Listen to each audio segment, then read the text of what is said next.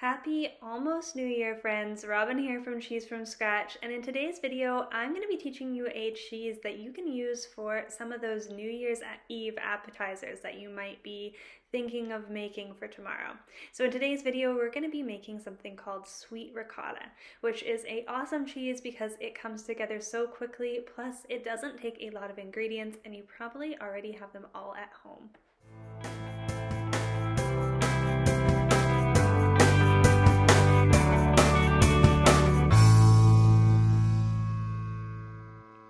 So all you're going to need to make this homemade ricotta is some whole milk. I used fresh milk from this morning's milking, and some citric acid, or you can even use vinegar or lemon juice, and some salt. So it really doesn't have any fancy ingredients. And the first step is to actually heat your milk up to 190 degrees Fahrenheit. And you don't actually even need to have a thermometer. If you don't have a thermometer in your kitchen, don't worry. You're just going to heat it up to just before boiling point. You don't want to have any rapid boiling happening, but you might see a few teeny tiny little bubbles, and that's your sign that it has heated up to 190 degrees Fahrenheit. So while it heats up over on the stove, I'm just heating it up over a medium-low heat. I'm just going to come back every once in a while, give it a little stir just so that it doesn't scald the bottom of the pot. And while I'm waiting for it to heat up, I'm going to prepare my citric acid.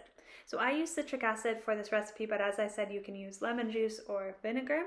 I've got about 1.5 gallons of whole milk in my pot, so I'm going to be using 2 teaspoons of citric acid. So if you were using about 1 gallon of milk in there, you would use probably about 1 teaspoon to 1.5 teaspoons. So that's the ratio for it, and you're just going to dilute that in a little bit of cool water. So that's all I'm doing here, just getting that ready, and when it reaches 190 degrees Fahrenheit, I'll have that all ready to go. So the reason I chose ricotta for today's recipe is that we are going into the new year, and I know that tomorrow people are going to be looking for quick appetizer recipes, and I was actually scrolling through some appetizer recipes earlier and I saw a ton that actually use ricotta. So I thought it would be a fun, quick recipe to just throw at you guys. It comes together so quick and you really can make it with everything you have in your kitchen already. Another reason I chose it is I know that a lot of people have fitness goals for the new year, and ricotta is just a really high protein food to be able to add into your weekly routine. So it's a really great one. And the final point is from a cheese making perspective, if this is the year of cheese for you, if 2025 is going to be your year of cheese, ricotta is a great beginner cheese to start with because you have everything that you need to make it, and it just is a really good confidence cheese. It's also a really good rescue recipe cheese. So if I have something go wrong in another recipe, a more complicated recipe that I'm making, I will often fall back to just making ricotta, just heating my milk up to, if my milk's still in milk form, I'll just heat it up to 190 degrees Fahrenheit, throw in some citric acid. There you go, you've got ricotta. So it comes together really quickly like that, and so I like to just teach other cheesemakers how to make it because it's just a really great fallback recipe, and it's still delicious. You still feel like, oh my goodness, I just made cheese, which is cool. All right, so this milk has heated up to 190 degrees Fahrenheit or thereabouts, and I'm just going to go ahead and add in this citric acid. If you were using lemon juice or vinegar, you could go ahead and add that in. And I'm just going to gently stir it here, and you're going to see that it's going to clearly separate.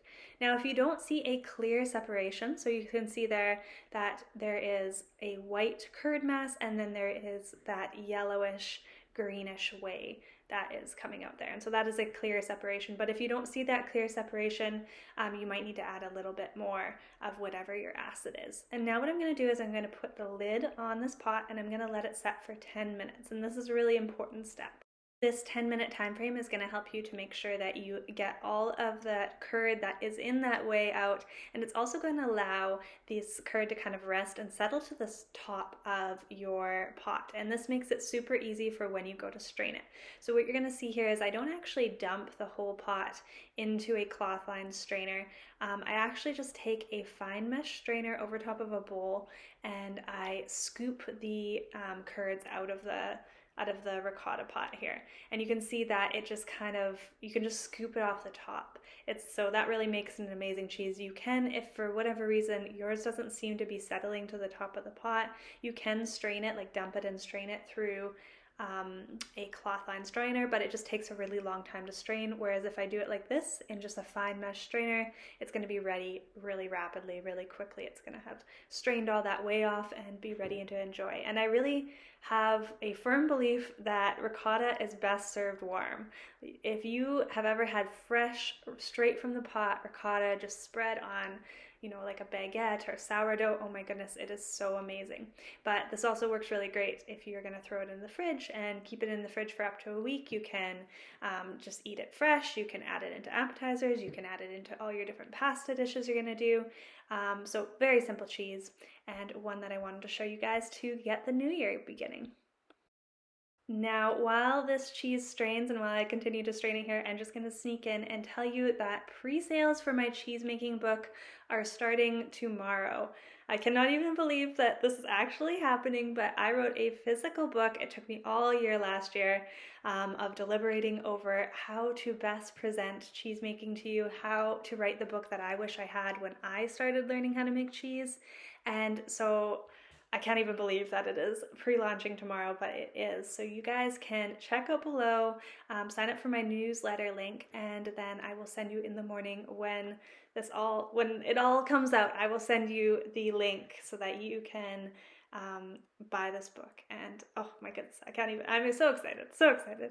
Anyways, so that's coming out tomorrow. This ricotta recipe will be in there, as well as so many other recipes. So there's recipes for cheddars and bries, Colby's, Goudas, all sorts of different fresh cheeses, fresh dairy products like yogurt, all sorts of different things. So it's really the book that you need if you want to learn how to make cheese, or if you want to learn what to do with all of your milk.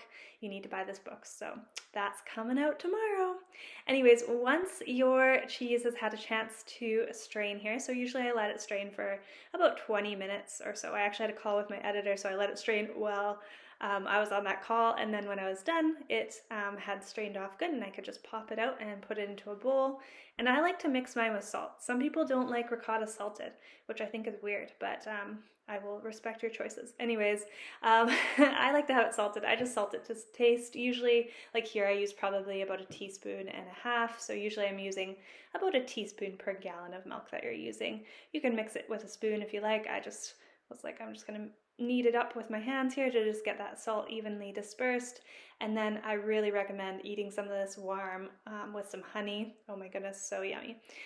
So that is today's video. Thank you guys so much for watching. I will be back next Monday. I post a new video every Monday, so be sure to subscribe, follow my newsletter list below, and if you are so inclined, buy my book because it comes out tomorrow, or it doesn't come out tomorrow. Pre-launch starts tomorrow. But anyways, thank you guys so much for your support, and Happy New Year. Bye.